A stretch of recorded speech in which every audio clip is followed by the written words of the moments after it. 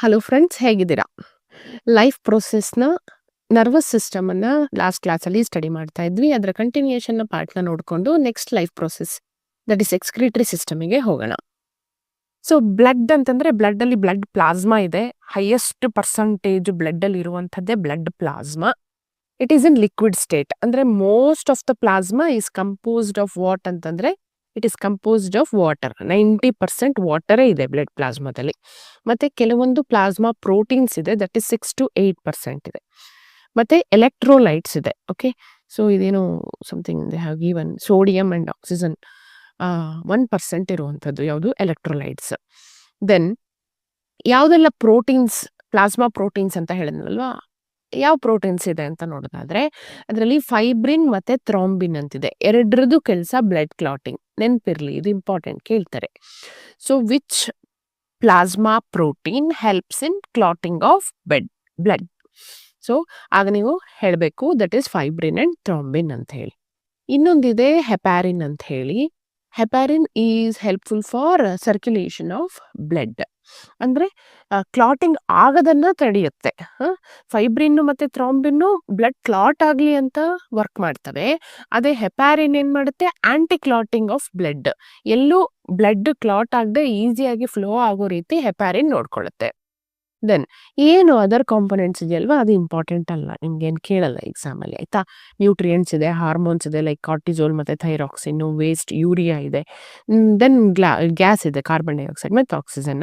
ಅದೇನು ಇಂಪಾರ್ಟೆಂಟ್ ಅಲ್ಲ, don't worry about that. Then second part, plasma ಬಿಟ್ಟರೆ ಇನ್ನೇನಿದೆ, ಕಾರ್ಪಸಲ್ಸ್ ಇದೆ ಅಲ್ವಾ. ಸೊ ಕಾರ್ಪಸಲ್ಸಲ್ಲಿ 3 ವಿಧ. ಒಂದು RBC, ಇನ್ನೊಂದು WBC, ಇನ್ನೊಂದು ಯಾವುದು, ಪ್ಲೇಟ್ಲೆಟ್ಸ್. ಓಕೆನಾ? So RBC major content about 44% ಬ್ಲಡ್ಡಲ್ಲಿ ಇರುವಂಥದ್ದು RBC. ಅದರಲ್ಲಿ ನ್ಯೂಕ್ಲಿಯೋಲಸ್ಸು ಆಬ್ಸೆಂಟ್ ಇರುತ್ತೆ. ಓಕೆನಾ? So which is the cell organelle which does not have nucleolus ಅಂತ ಕೇಳ್ತಾರೆ. ಸೊ ನ್ಯೂಕ್ಲಿಯೋಲಸ್ ಇಲ್ಲದೆ ಇರುವಂತಹ, ನ್ಯೂಕ್ಲಿಯಸ್ಸೇ ಇಲ್ಲದೆ ಇರುವಂತಹ ಇದು ಯಾವುದು ಪಾರ್ಟ್ ಅಂತಂದರೆ RBC, ಬ್ಲಡ್ಡಲ್ಲಿ ಇರುವಂತಹ RBC. ಅದು ಒಂದ್ಸಲಿ ಹುಟ್ಟಿದ್ರೆ 120 ದಿವಸ ಮಾತ್ರ ಜೀವಂತವಾಗಿರುತ್ತೆ, ಆಮೇಲೆ ಸತ್ತು ಹೋಗುತ್ತೆ. ಸೊ ಇದೇನು ಬೇಡ ಪಾಯಿಂಟ್. ಇದು ರೆಡ್ ಕಲರಲ್ಲಿ ಇರುತ್ತೆ. ಮೇಯ್ನ್ ಆಗಿ ಯಾವ ಮೆಟಲನ್ನು ಹೊಂದಿರುತ್ತೆ ಅಂತ ಎಕ್ಸಾಮಲ್ಲಿ ಕೇಳ್ತಾರೆ, ನೆನಪಿರಲಿ, ಐರನ್ ಮೆಟಲನ್ನು ಹೊಂದಿರುತ್ತೆ. ದೆನ್ ಆಕ್ಟೋಪಸ್ ಇದೆಯಲ್ವಾ, ಆಕ್ಟೋಪಸ್ಸಲ್ಲಿ ಬ್ಲೂ ಕಲರ್ಡ್ ಬ್ಲಡ್ ಇರುತ್ತೆ. ಯಾಕೆ ಅಂತಂದರೆ ಹಿಮೋಗ್ಲೋಬಿನ್ನ ಬದಲಾಗಿ ಅವುಗಳಲ್ಲಿ ಹೀಮೋಸಯನಿನ್ ಅನ್ನುವಂತಹ ಪಿಗ್ಮೆಂಟ್ ಇರುತ್ತೆ. ದೆನ್ ಕಾಕ್ರೋಚಲ್ಲಿ ಯಾವುದೇ ರೀತಿ ಹಿಮೋಗ್ಲೋಬಿನ್ ಇರೋದಿಲ್ಲ, ಹಾಗಾಗಿ ಬ್ಲಡ್ಡಿನ ಕಲರು ವೈಟ್ ಕಲರ್ ಆಗಿರುತ್ತೆ, ರೆಡ್ ಕಲರ್ ಆಗಿರೋದಿಲ್ಲ. Then per MM³ 4 to 5.5 million haemoglobin units ಇರುತ್ತೆ. ಇದು ಬೇಡ, ಈ ಪಾಯಿಂಟು ಬೇಡ. ದೆನ್ ಹಿಮೋಗ್ಲೋಬಿನ್ ಎಷ್ಟಿರುತ್ತೆ 100 mlಗೆ ಅಂತಂದರೆ 12 to 16 ಗ್ರಾಮ್ ಇರುತ್ತೆ. ಇದು ಪಾಯಿಂಟ್ ಬೇಡ. ಆದರೆ RBCಯಲ್ಲಿ ನ್ಯೂಕ್ಲಿಯಸ್ಸನ್ನು ಹೊಂದಿರುವಂತಹ ಪ್ರಾಣಿಗಳು ಯಾವುದು ಅಂತ 1 ಮಾರ್ಕ್ ಕೇಳ್ತಾರೆ. ದಟ್ ಈಸ್ ಕ್ಯಾಮಲ್ ಮತ್ತು ಲೆಮ್ಮ ಅನ್ನುವಂತಹ ಅನಿಮಲ್ಲು ಏನು ಹೊಂದಿರುತ್ತೆ, RBCಯಲ್ಲಿ ನ್ಯೂಕ್ಲಿಯಸ್ಸನ್ನು ಹೊಂದಿರುತ್ತೆ. Then second corpuscle is WBC, that is leukocytes. Okay.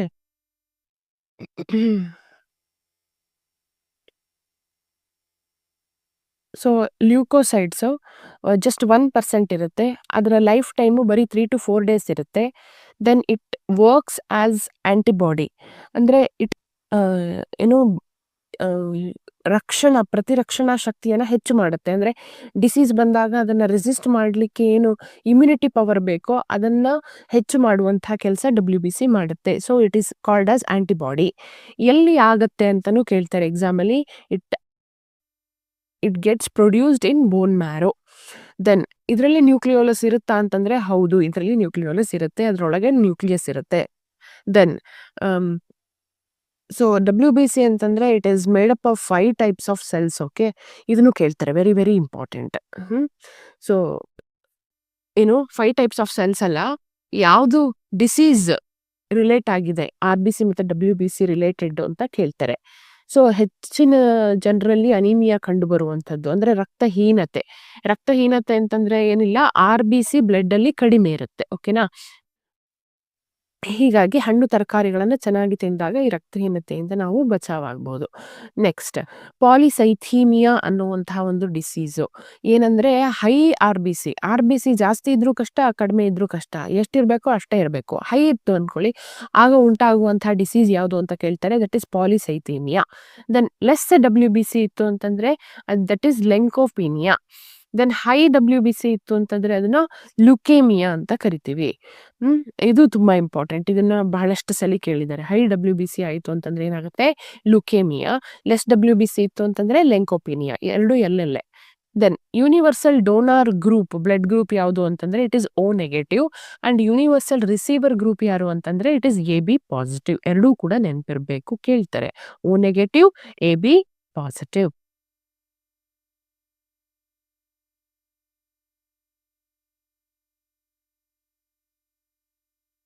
Then 5 types of components WBC ಅಲ್ಲಿ ಇರುತ್ತೆ ಅಂತ ಹೇಳದ್ನಲ್ವಾ, ಅದುವೇ ಯಾವುದು, neutrophil, eosinophil, basophil, monocytes and lymphocytes. ಈ 5ನ್ನು ನೀವು ನೆನ್ಪಿಟ್ಕೊಳ್ಬೇಕಾಗತ್ತೆ. ಒಂದೊಂದ್ರದ್ದು ಒಂದೊಂದು ಸ್ಪೆಸಿಫಿಕ್ ಫಂಕ್ಷನ್ ಇದೆ. ಒಂದೊಂದು ಪಾಯಿಂಟ್ ನೆನ್ಪಿಟ್ರು ಸಾಕು. ನ್ಯೂಟ್ರೋಫಿಲ್ ಅಂತಂದ್ರೆ ಬ್ಯಾಕ್ಟೀರಿಯಲ್ ಇನ್ಫೆಕ್ಷನ್ಸ್ ಅನ್ನ ತಡೆಯುವಂಥ ಕೆಪಾಸಿಟಿ ಅದಕ್ಕಿರುತ್ತೆ. ಇಯೋಸಿನೋಫಿಲ್ಸ್ ಅಂತಂದ್ರೆ ಅಲರ್ಜಿಕ್ ಕಂಡೀಷನ್ ಅನ್ನ ತಡೆಯುತ್ತೆ ಮತ್ತೆ ಪ್ಯಾರಾಸೈಟ್ಸ್ ಅನ್ನ ಕಿಲ್ ಮಾಡುತ್ತೆ. ಬೇಸೋಫಿಲ್ ಏನ್ ಮಾಡುತ್ತೆ, ಹೆಪಾರಿನ್ ಮತ್ತೆ ಹಿಸ್ಟಮಿನ್ ಅನ್ನುವಂತಹ ಹಾರ್ಮೋನ್ಸ್ಗಳನ್ನ ರಿಲೀಸ್ ಮಾಡುತ್ತೆ. ದೆನ್ ಮೋನೋಸೈಟ್ಸ್ ಏನ್ ಮಾಡುತ್ತೆ, ಟೈಫಾಯ್ಡ್ ಮತ್ತೆ ಮಲೇರಿಯಾನ ಉಂಟು ಮಾಡುವಂತಹ ಫ್ಯಾಗೋಸೈಟ್ಸ್ ಮೈಕ್ರೋಬ್ಸ್ ಏನಿರುತ್ತೆ ಅದರ ವಿರುದ್ಧ ಹೋರಾಡಲಿಕ್ಕೆ ಫ್ಯಾಗೋಸೈಟಿಸಸ್ನ ರಿಲೀಸ್ ಮಾಡುತ್ತೆ. ದೆನ್ ಲಿಂಫೋಸೈಟ್ಸ್ ಏನ್ ಮಾಡುತ್ತೆ, ಇದು ವೆರಿ ಇಂಪಾರ್ಟೆಂಟ್, ಕೇಳ್ತಾರೆ. It produces antibody. 5ರದ್ದು ಫಂಕ್ಷನ್ ನೆನಪಿರ್ಲಿ. ಇದೇನು ಪರ್ಸಂಟೇಜ್ ಇದೆಯಲ್ವಾ, ಆ percentage no need to remember. Functions ನೆನಪಿರ್ಲಿ ಸಾಕು. Okay. Then platelets. So platelets ನಿಮಗೆ ಗೊತ್ತಿರುತ್ತೆ, ಕ್ಲಾಟಿಂಗ್ ಆಫ್ ಬ್ಲಡ್. ಎಲ್ಲಾರ ವೂಂಡ್ ಆಯಿತು ಅಂದ್ಕೊಳ್ಳಿ, ಬ್ಲಡ್ ಹರಿತಾ ಇರುತ್ತೆ, ಅದನ್ನ ಸ್ಟಾಪ್ ಮಾಡಬೇಕು ಅಂತಂದ್ರೆ ಪ್ಲೇಟ್ಲೆಟ್ಸ್ ವೆರಿ ಇಂಪಾರ್ಟೆಂಟ್. ಓಕೆ. ಅದು ಡ್ಯಾಮೇಜ್ ಆಗಿದ್ದಂತಹ ಜಾಗಕ್ಕೆ ಪ್ಲೇಟ್ಲೆಟ್ಸ್ ರಶ್ ಮಾಡುತ್ತೆ, ಅಂದ್ರೆ ಓಡುತ್ತೆ ಮತ್ತೆ ಫಿಕ್ಸ್ ಮಾಡುತ್ತೆ ಡ್ಯಾಮೇಜನ್ನು. ಓಕೆ. ಸೊ ಡೆಂಗ್ಯೂ ಏನಿದೆಯಲ್ವಾ, ಡೆಂಗ್ಯೂ ಕಾಯಿಲೆ ಬರುವಂಥದ್ದು ಪ್ಲೇಟ್ಲೆಟ್ಸ್ ಕೌಂಟು ಕಡಿಮೆ ಆದಾಗ. ಬ್ಲಡ್ ಅಲ್ಲಿ ಪ್ಲೇಟ್ಲೆಟ್ಸ್ ಕೌಂಟ್ ಕಡಿಮೆ ಆಗಿದೆ ಅಂತಂದ್ರೆ ಅದ್ರ ಅರ್ಥ ಏನು, ಮನುಷ್ಯನಿಗೆ ಡೆಂಗ್ಯೂ ಜ್ವರ ಬಂದಿದೆ ಅಂತ ಅರ್ಥ. ದೆನ್ ಬ್ಲಡ್ ಗ್ರೂಪ್ ಅಲ್ಲಿ 2 ವಿಧ, ಒಂದು ಆಂಟಿಜನ್, ಇನ್ನೊಂದು ಆಂಟಿಬಾಡಿ ಹೊಂದಿರುವಂತಹ ಬ್ಲಡ್ ಗ್ರೂಪ್ಗಳು. ಸೊ ಆಂಟಿಜನ್ ಮತ್ತೆ ಆಂಟಿಬಾಡಿಯ ಬೇಸಿಸ್ ಮೇಲ್ಗಡೆ ನಾವು 4 ವಿಧದ ಬ್ಲಡ್ ಗ್ರೂಪ್ ಅನ್ನ ಮಾಡಿದೀವಿ. That is A, B, A B, O. Okay. So A ಅಲ್ಲಿ, ಬ್ಲಡ್ ಗ್ರೂಪ್ ಎ ಅಲ್ಲಿ ಆಂಟಿಜನ್ ಯಾವ್ದಿರುತ್ತೆ, ಆಂಟಿಬಾಡಿ ಯಾವ್ದಿರುತ್ತೆ, ಅಂದ್ರೆ 4 ಬ್ಲಡ್ ಗ್ರೂಪ್ ಅಲ್ಲಿ ಏನು ಆಂಟಿಜನ್ ಇರುತ್ತೆ, ಯಾವ ಆಂಟಿಬಾಡಿ ಇರುತ್ತೆ ಅಂತ ಅದ್ರ ಮೇಲೆ ಕ್ವಶನ್ಸ್ ಕೇಳ್ತಾರೆ, MCQs. So blood group A ಅಲ್ಲಿ ಆಂಟಿಜನ್ ಎ ಇರುತ್ತೆ, ಆಂಟಿಬಾಡಿ ಬಿ ಇರುತ್ತೆ. ಬ್ಲಡ್ ಗ್ರೂಪ್ ಬಿ ಅಲ್ಲಿ ಆಂಟಿಜನ್ ಬಿ ಇರುತ್ತೆ, ಆಂಟಿಬಾಡಿ ಎ ಇರುತ್ತೆ. ಅದೇ ರೀತಿ ಎ ಬಿ ಅಲ್ಲಿ ಆಂಟಿಜನ್ ಎ ಬಿ ಇರುತ್ತೆ, ಆಂಟಿಬಾಡಿ ಓ ಇರುತ್ತೆ. ಅದೇ ರೀತಿ ಓ ಅಲ್ಲಿ ಆಂಟಿಜನ್ ಓ ಇರುತ್ತೆ ಮತ್ತೆ ಆಂಟಿಬಾಡಿ ಎ ಬಿ ಇರುತ್ತೆ. ನೋಡಿ, ಆಂಟಿಜನ್ ಫಸ್ಟ್ ಬರೀರಿ, ಆಮೇಲೆ ಆಂಟಿಬಾಡಿ ಬರುತ್ತೆ. ಏನ್ ಬ್ಲಡ್ ಗ್ರೂಪ್ ಇರುತ್ತಲ್ಲ ಅದೇ ಸೇಮ್ ಆಂಟಿಜನ್ ಇರುತ್ತೆ, ಅದರ ವಿರುದ್ಧವಾಗಿ ಆಂಟಿಬಾಡಿ ಇರುತ್ತೆ. ಈ ತರ ನೆನ್ಪಿಟ್ಕೊಳ್ಳಿ, ಆಯ್ತಾ. ಸೊ ಯಾವ ಯಾವ ಬ್ಲಡ್ ಗ್ರೂಪ್ ಅನ್ನ ರಿಸೀವ್ ಮಾಡಬಹುದು ಅಂತ ಕೇಳಿದರೆ, ಇದೇನು ಅಷ್ಟು ಇಂಪಾರ್ಟೆಂಟ್ ಅಲ್ಲ, ಬಟ್ ಗೊತ್ತಿರ್ಲಿ. ಯಾವ್ದನ್ನ ರಿಸೀವ್ ಮಾಡಬಹುದು ಅಂತಂದ್ರೆ, ಕಾಮನ್ ಆಗಿ ಓ ಅನ್ನ ಎಲ್ಲರೂ ಕೂಡ ರಿಸೀವ್ ಮಾಡ್ತಾರೆ. ಆದ್ರೆ ಬ್ಲಡ್ ಗ್ರೂಪ್ ಎ ಇರೋರು ಓನ ಜೊತೆಗೆ ಎನ ಮಾತ್ರ ತಗೊಳ್ಬಹುದು, ಬಿ ಇರೋರು ಓನ ಜೊತೆಗೆ ಬಿ ಮಾತ್ರ ತಗೊಳ್ಬಹುದು, ಮತ್ತೆ ಎ ಬಿ ಇರೋರು ಎನು ತಗೋಬಹುದು, ಬಿನು ತಗೋಬಹುದು, ಎ ಬಿನು ತಗೋಬಹುದು, ಓನು ತಗೋಬಹುದು, ಎಲ್ಲ 4 ತಗೋಬಹುದು. ಓ ಇರೋರು ಓನ ಮಾತ್ರ ತಗೊಳ್ಬಹುದು. ಎಲ್ರಿಗೂ ಡೊನೇಟ್ ಮಾಡ್ತಾರೆ ಹೊರತು ರಿಸೀವ್ ಮಾಡುವಾಗ ಓ ಬ್ಲಡ್ ಗ್ರೂಪ್ನ ಮಾತ್ರ ರಿಸೀವ್ ಮಾಡ್ಲಿಕ್ಕೆ ಸಾಧ್ಯ ಆಗುತ್ತೆ. ನೋಡಿ, ಡೊನೇಟ್ ಮಾಡ್ತಾರೆ, ಎನವರಿಗೂ ಡೊನೇಟ್ ಮಾಡ್ಬೋದು, ಬಿನವರಿಗೂ ಡೊನೇಟ್ ಮಾಡ್ಬೋದು, ಎ ಬಿ ಅವರಿಗೂ ಡೊನೇಟ್ ಮಾಡೋದು, ಓನವರಿಗೂ ಡೊನೇಟ್ ಮಾಡ್ಬೋದು. ಎ ಬಿ ಅವ್ರು ಹಾಗಲ್ಲ, ಎ ಬಿ ಅವ್ರಿಗೆ ಮಾತ್ರ ಡೊನೇಟ್ ಮಾಡ್ಲಿಕ್ಕೆ ಸಾಧ್ಯ. ಬಿನವರು ಬಿ ಮತ್ತೆ ಎ ಬಿ, ಎನವರು ಎ ಮತ್ತೆ A B. Okay. I hope you have understood this blood group. Then ಇನ್ನು ಪ್ಲಾಂಟ್ಸ್ ಅಲ್ಲಿ ಯಾವ ರೀತಿ ಟ್ರಾನ್ಸ್ಪೋರ್ಟೇಷನ್ ಆಗುತ್ತೆ ಅಂತ ನೋಡೋದಾದ್ರೆ, ಮೇನ್ ಆಗಿ xylem ಮತ್ತೆ phloem ನ ಮೂಲಕ ಟ್ರಾನ್ಸ್ಪೋರ್ಟೇಷನ್ ಆಗುವಂಥದ್ದು. xylem ವಾಟರ್ ಟ್ರಾನ್ಸ್ಪೋರ್ಟ್ ಮಾಡಿದ್ರೆ ಫ್ಲೋಯಮ್ ಫುಡ್ ಟ್ರಾನ್ಸ್ಪೋರ್ಟ್ ಮಾಡುತ್ತೆ. ಓಕೆನಾ. ಸೊ ಫ್ಲೋಯಮ್ ಅಂತಂದ್ರೆ ಏನೆಲ್ಲ ಟ್ರಾನ್ಸ್ಪೋರ್ಟ್ ಮಾಡುತ್ತೆ ಅಂತಂದ್ರೆ sugar like carbohydrates. Then there are 4 main components of the tissue, that is sieve tube, companion cells, phloem fibres and phloem parenchyma. Okay. ಈ 4 ಭಾಗಗಳೇನಿದೆಯಲ್ವಾ ಫ್ಲೋಯಮ್‌ದು, ಅದನ್ನ ನೆನ್ಪಿಟ್ಕೊಳ್ಳಿ. ಇಲ್ಲಿ ಫ್ಲೋಯಮಲ್ಲಿ ಮೆಟೀರಿಯಲ್ಸು ಎಲ್ಲಾ ಡೈರೆಕ್ಷನಲ್ ಅಂದ್ರೆ ಮೇಲಿಂದ ಕೆಳಗೂ ಹೋಗುತ್ತೆ, ಕೆಳಗಿಂದ ಮೇಲೂ ಹೋಗುತ್ತೆ. ಹಾಗಾಗಿ ಬೈ ಡೈರೆಕ್ಷನಲ್ ಅಂತ ಹೇಳ್ತೀವಿ. Then translocation. ಸೊ ಟ್ರಾನ್ಸ್‌ಲೊಕೇಶನ್ ಅಂತಂದ್ರೆ ಏನಿಲ್ಲ, ಫುಡ್ಡು ಒಂದು ಕಡೆಯಿಂದ ಇನ್ನೊಂದು ಕಡೆಗೆ ಹೋಗುತ್ತಲ್ಲ ಫ್ಲೋ, ಅದನ್ನ ನಾವು ಟ್ರಾನ್ಸ್‌ಲೊಕೇಶನ್ ಅಂತ ಕರಿತೀವಿ. ನೋಡಿ, ಫೋಟೋಸಿಂಥೆಸಿಸ್ ಇಂದ ಏನೆಲ್ಲ ಫುಡ್ ಐಟಮ್ಸ್ ಸಿಂಥಸೈಸ್ ಆಗಿರುತ್ತಲ್ಲ, they are transported through the phloem. Okay.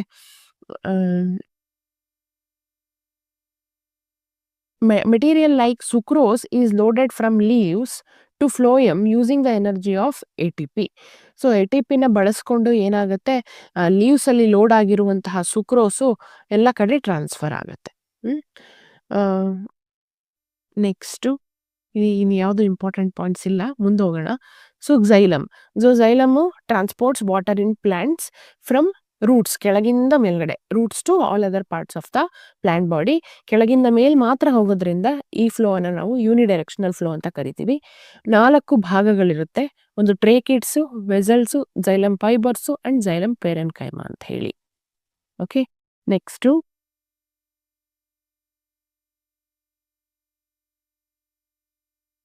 Root pressure. Okay. Root pressure ಅಂತಂದ್ರೆ ಏನು ಅಂತಂದ್ರೆ, ಇಲ್ಲಿ ವಾಟರು ಎಲ್ಲಿಂದ ಫ್ಲೋ ಆಗಬೇಕು, ರೂಟ್ಸಿಂದ ಅಪ್ಪರ್ ಪಾರ್ಟ್ಸ್ನ ಕಡೆಗೆ ಫ್ಲೋ ಆಗಬೇಕಲ್ವಾ. ಸೊ ಅದಕ್ಕೆ ಒಂದು ಎನರ್ಜಿ ಬೇಕಲ್ವಾ, ಆ ಎನರ್ಜಿನೇ ಏನು, root pressure. So root pressure is nothing but osmotic pressure within the cell of root system. Okay. ಆ ಆಸ್ಮಾಟಿಕ್ ಪ್ರೆಷರಿಂದಾಗಿ ಏನಾಗುತ್ತೆ ಅಂತಂದ್ರೆ ಈಸಿಯಾಗಿ ವಾಟರು ಕೆಳಗಿಂದ ಮೇಲೆ ಏರಲ್ಪಡುತ್ತೆ. Next, transportation of water.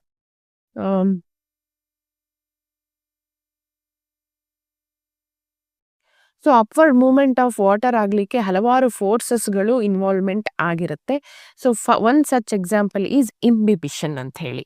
So ಇಂಬಿಬಿಷನ್ ಅಂತಂದ್ರೆ ಈ ಒಣ ದ್ರಾಕ್ಷಿಯನ್ನ ನೀರಲ್ಲಿ ನೆನೆಸಿಟ್ಟು ಬೆಳಗ್ಗೆ ನೋಡಿದ್ರೆ ಊದ್ಕೊಂಡಿರುತ್ತಲ್ವಾ, ಅಂದ್ರೆ ನೀರೆಲ್ಲ ಅದ್ರೊಳಗೆ ದ್ರಾಕ್ಷಿ ಒಳಗೆ ಹೋಗಿರುತ್ತೆ.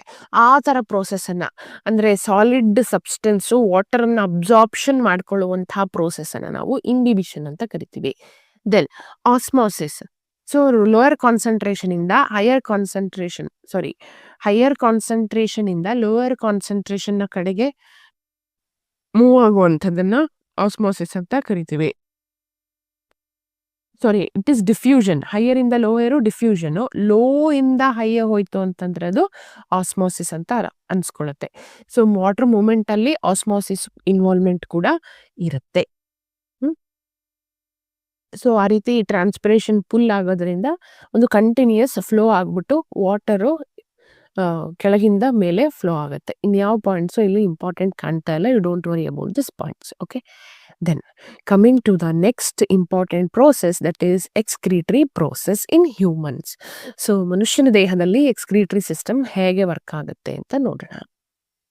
ನೋಡಿ, ಎಕ್ಸ್ಕ್ರೀಷನ್ ಅಂತಂದ್ರೆ ಏನು ನಾವು ತಿಂದಿರ್ತೀವಲ್ಲ ಅದರಿಂದ ಹೊರಗೆ ಬರುವಂತಹ ವೇಸ್ಟ್ ಮೆಟೀರಿಯಲ್ಲು, ನಾನ್ ಯೂಸ್ಫುಲ್ ಸಬ್ಸ್ಟೆನ್ಸನ್ನು ಹೊರಗೆ ಹಾಕುವಂತಹ ಪ್ರಕ್ರಿಯೆ. ಅದು ನಮ್ಮ ದೇಹದಲ್ಲಿ ಹಾಗೆ ಉಳಿದ್ರೆ ಏನಾಗುತ್ತೆ, ಅದು ಹಾಗೆ ಇದ್ದು ಹಲವಾರು ಕಾಯಿಲೆಗಳಿಗೆ ಎಡೆ ಮಾಡಿಕೊಳ್ಳುತ್ತೆ. ನಮ್ಮ ಬ್ಲಡ್ ಎಲ್ಲ ಹಾಳಾಗಿ ಹೋಗುತ್ತೆ. ಓಕೆ.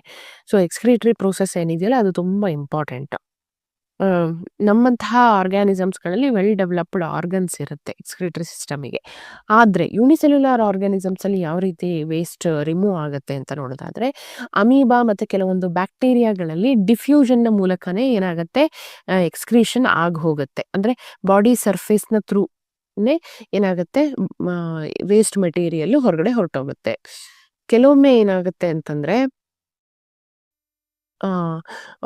ಇದು ಅಮೀಬಾ ಮತ್ತೆ ಪ್ಯಾರಾಮೀಸಿಯಂ ಬ್ಯಾಕ್ಟೀರಿಯಾಗಳಲ್ಲಿ ಏನಂತಂದ್ರೆ ಒಂದು ಸಣ್ಣ ಆರ್ಗನ್ ಅಲ್ಲಿದೆ that is called as contractile vacuole ಅಂತ ಹೇಳಿ ಇದೆ. Contractile vacuole.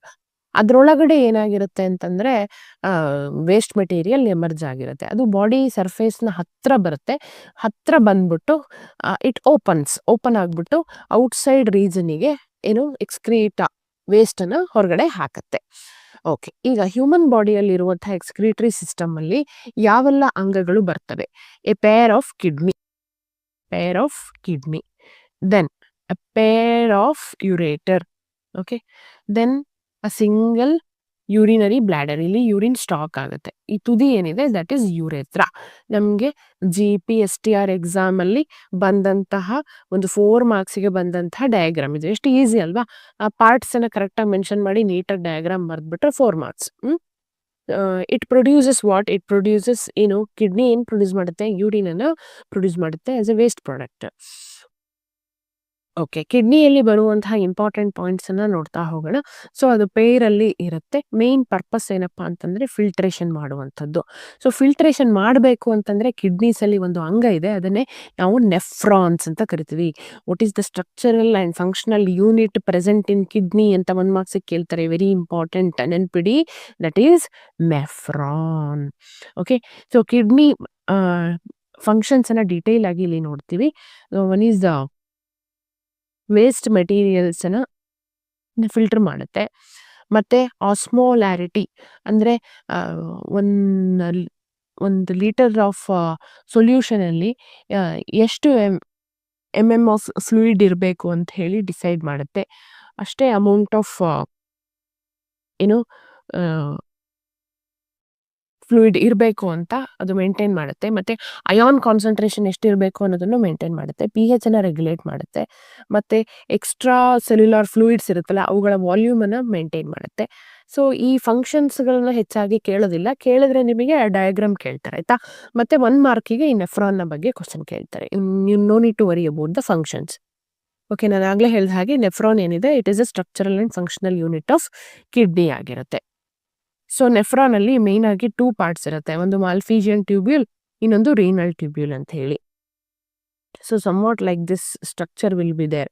ಈ ಮಾಲ್ಫೀಜಿಯನ್ ಟ್ಯೂಬ್ಯೂಲಲ್ಲಿ it includes Bowman's capsule. Bowman's capsule ಅಂತಂದರೆ ಒಂಥರ ಬೌಲ್ ಥರ ಶೇಪ್ಡ್ ಕ್ಯಾಪ್ಸ್ಯೂಲ್ ಇದು. ಆ ಕ್ಯಾಪ್ಸ್ಯೂಲ್ ಒಳಗೆ ನಾನೇನು ಇಲ್ಲಿ ಬರ್ದಿದ್ದೀನಲ್ಲ ಇದನ್ನು ಗ್ಲೊಮೆರುಲಸ್ ಅಂತ ಕರಿತೀವಿ.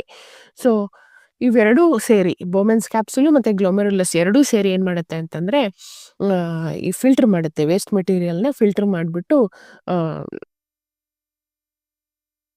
ಯೂಸ್ಫುಲ್ ಸಬ್ಸ್ಟೆನ್ಸನ್ನು ತೆಗಿಯುತ್ತೆ. ಅದು ಇದರಿಂದ ಎಕ್ಸ್ಟೆನ್ಷನ್ ಆಗಿರುತ್ತೆ. ಈ ಎಕ್ಸ್ಟೆನ್ಷನನ್ನು ನಾವು ರೀನಲ್ ಟ್ಯೂಬ್ಯೂಲ್ ಅಂತ ಹೋಲ್ ಆ್ಯಂಡ್ ಸೋಲ್ ಕರಿತೀವಿ. ಸೊ ಎಕ್ಸ್ಟೆಂಡ್ ಆಗಿರುವಂತಹ ಸ್ಟ್ರಕ್ಚರಲ್ಲಿ ವಿಧಗಳನ್ನು ನೋಡಬಹುದು. ಈ ಕಡೆ ಕೆಳಗಡೆ ಇಳಿಚಿದೆಯಲ್ವಾ ಅದನ್ನು ನಾವು ಪ್ರಾಕ್ಸಿಮಲ್ ಕನ್ವಲ್ಯೂಟೆಡ್ ಟ್ಯೂಬ್ಯೂಲ್ ಅಂತ ಕರಿತೀವಿ. ಆಮೇಲೆ ಈ ಮಿಡ್ಲಲ್ಲಿರೋದನ್ನು ಹೆನ್ಲೆಸ್ ಲೂಪ್ ಅಂತ ಕರಿತೀವಿ. ದೆನ್ ಇಲ್ಲಿ ಅಪ್ಪರ್ ಪಾರ್ಟಲ್ಲಿ ಇದೆಯಲ್ಲ ಅದನ್ನು ಡಿಸ್ಟಲ್ ಕನ್ವಲ್ಯೂಟೆಡ್ ಟ್ಯೂಬ್ಯೂಲ್ ಅಂತ ಕರಿತೀವಿ. ಓಕೆನಾ?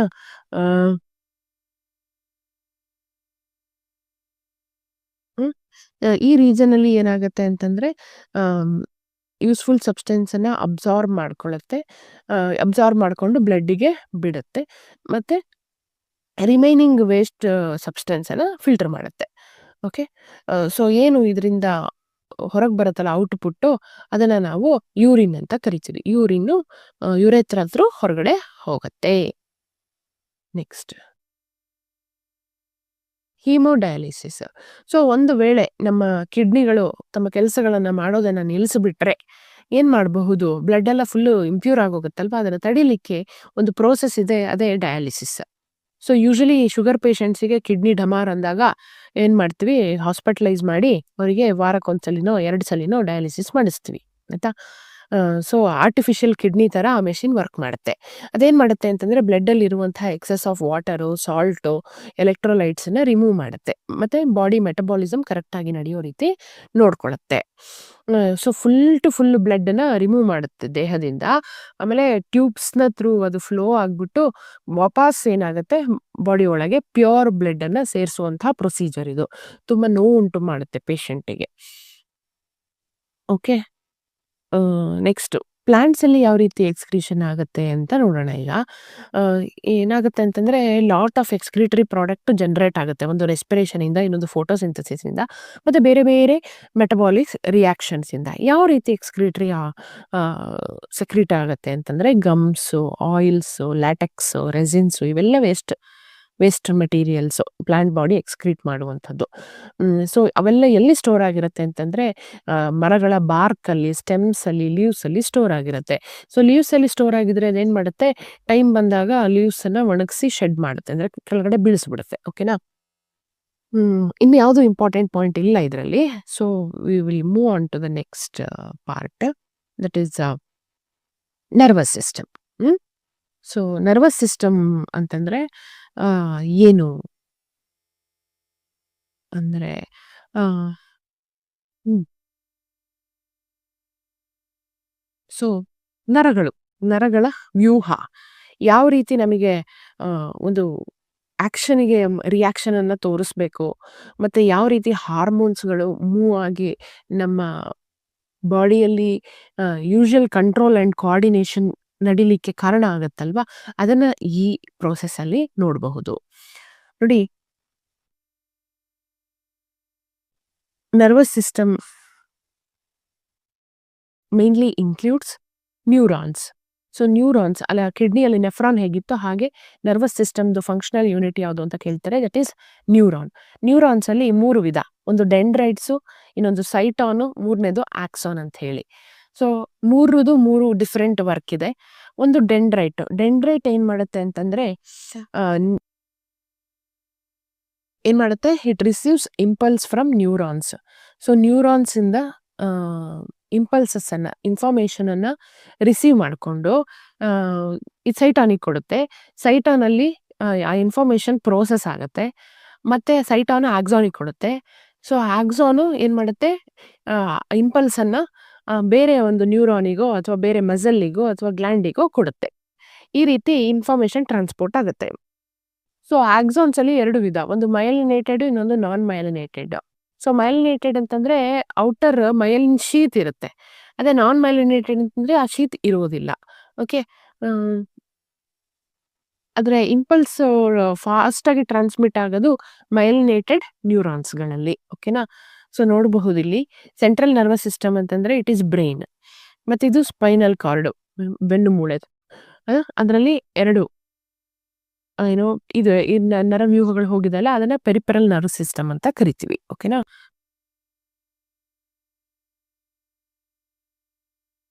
ನೆಕ್ಸ್ಟ್ ಸೆಂಟ್ರಲ್ ನರ್ವಸ್ ಸಿಸ್ಟಮ್ ಅಲ್ಲಿ 3 ಮೇನ್ ಭಾಗಗಳನ್ನ ನೋಡ್ತೀವಿ.